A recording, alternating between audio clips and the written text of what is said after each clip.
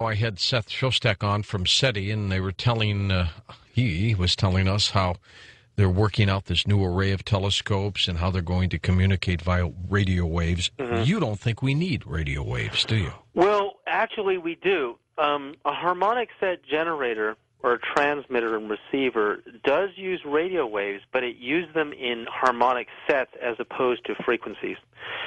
And I actually heard this from a very, very high profile physicist whose name I can't mention, but he actually told me that the hidden harmonic codes in the differentials were kept hidden in secret by physicists. They really know about them, but they don't want to educate mainstream public about them because the military broadcasts using hidden harmonic codes faster than light, instantaneous communication already. They're actually already doing this, and that there are free energy devices that are very, very small that I'm producing, like, maybe 3 times over unity in my first device, but he said they have ones that produce 5,000 times over unity. And this physicist is very, very high profile.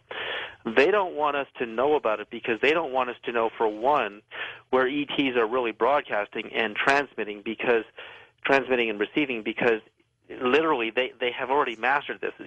It's instantaneous. It's not the speed of light. Radio waves transmit at the speed of light, which is too slow at 670 million miles an hour or 186,000 miles a second between star systems. It takes too long.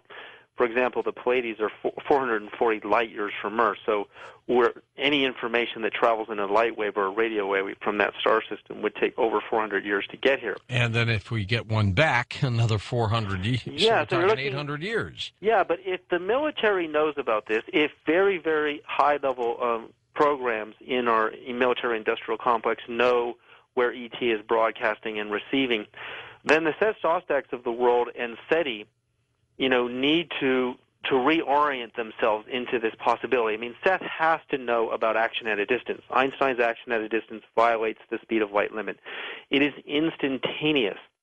And in fact, in my upcoming DVD, Quantum Communication, we have all of the research that has been done on mental telepathy in Russia and also by Gary Schwartz at Tucson, and measuring the time delay is absolutely zero on communicating with the mind. So knowing that the mind and the brain is a harmonic set generator, which I can actually demonstrate, and that's probably where, in fact, that's where I know from all of my sources that the hidden harmonic codes are where our highest levels of intelligence are broadcasting and receiving. Then what I would say to Seth Shostak is that, look, you guys have been looking in radio waves for decades and decades, and you're finding nothing but white noise. But why not, talk to me? I will show him how to do this. It's really not that hard to build a set of wave generators, which are radio coils, but they're in harmonic sets. You just have to know how to do the math, and the math is actually really simple, which I teach people in the book. And so if we built an array of radio telescopes that are in a harmonic set, I think we might start to see something. And also, you can do smaller scale models just using radio coils in smaller sets to do the same thing.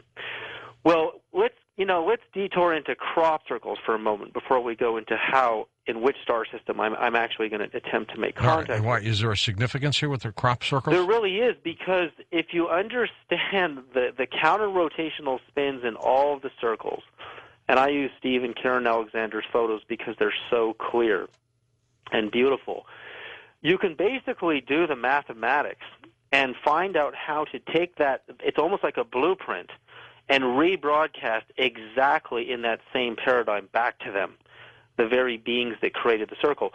If you look at the counter-rotational spins in my swimming pool experiment, and you see that those produce geometries and in vibrational patterns that are very resemblant and reminiscent of crop circles, you'll really understand what's going on here. There is a communication in the crop circles, and you have to eliminate all the man-made ones and get to the real ones. Right. But, all you need is one real one, David. All you need is one real one, and once you determine that the grass is not stepped on and has the bend, and you have enough evidence to it's real, then it's worth doing the math on, which I can do. And then we can actually build a wave generator in that exact dimension and ratios to send a message. So you can broadcast, for example, your show through a harmonic set wave generator. You don't have to change the actual audio file itself. It's the way you broadcast it. And I believe harmonic set broadcasting and receiving travels through the singularity or Einstein's action at a distance, and it's instantaneous. And that is what I'm hearing from. I mean, I have multiples of PhDs that are reading this book right now, and they're just flipping out over it because they said this is the real truth. This is really how the universe works. And even if you look at some very obvious differentials, I'll make some really easy for people. For example, we're spinning on the Earth right now at 1,000 miles an hour at the equator, but we're not thrown off because counter to the throw, the centrifugal force, is the pull of gravity. The two of them compete with each other, and they're not equal. The leftover force is slightly stronger on the pull than the throw.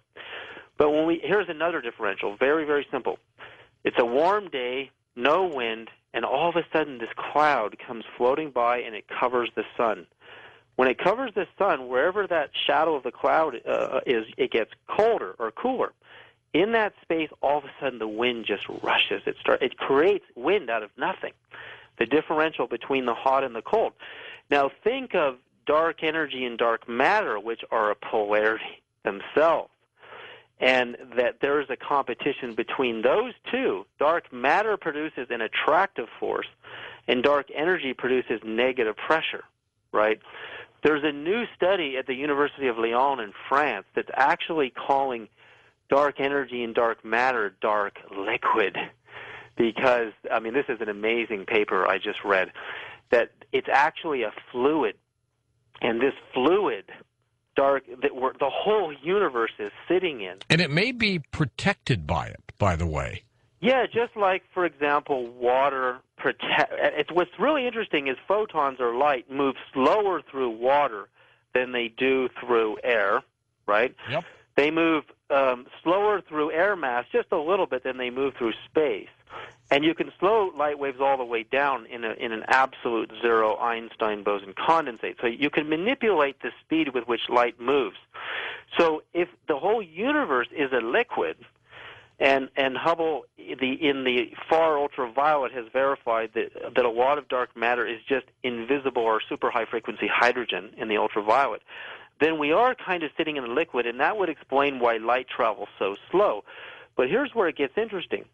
If dark matter and its opposite, they're not equal, when you compare expansion, the Hubble expanding universe against gravity, gravity is slightly weaker than expansion. So between those two pairs, you don't have an equal and opposite as well. You have a differential vibration between them.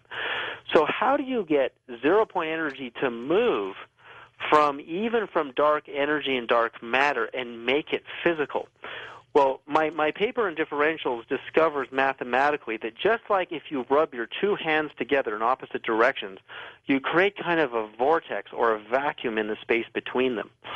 These differentials are everywhere around us, from the quantum universe to the macro universe, and they're creating kind of a suction, a vortex suction that pulls and converts dark energy and dark matter into visible mass energy. Which, do you think we can travel this way as well, though, through this? Exactly.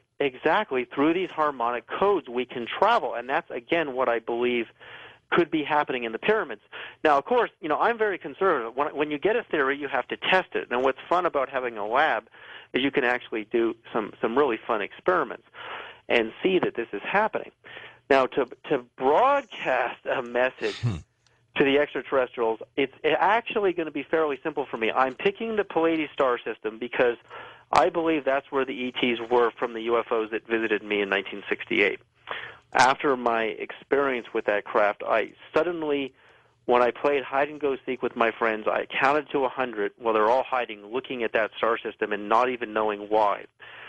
I've already done the math on that star system, and in its relationship to the observer, in quantum mechanics, there's something called the observer and the observed. That as you're looking at something, you're actually becoming energetically entangled with it. You see, and once you're entangled with something energetically in the quantum universe, and then you separate them at a distance, the communication is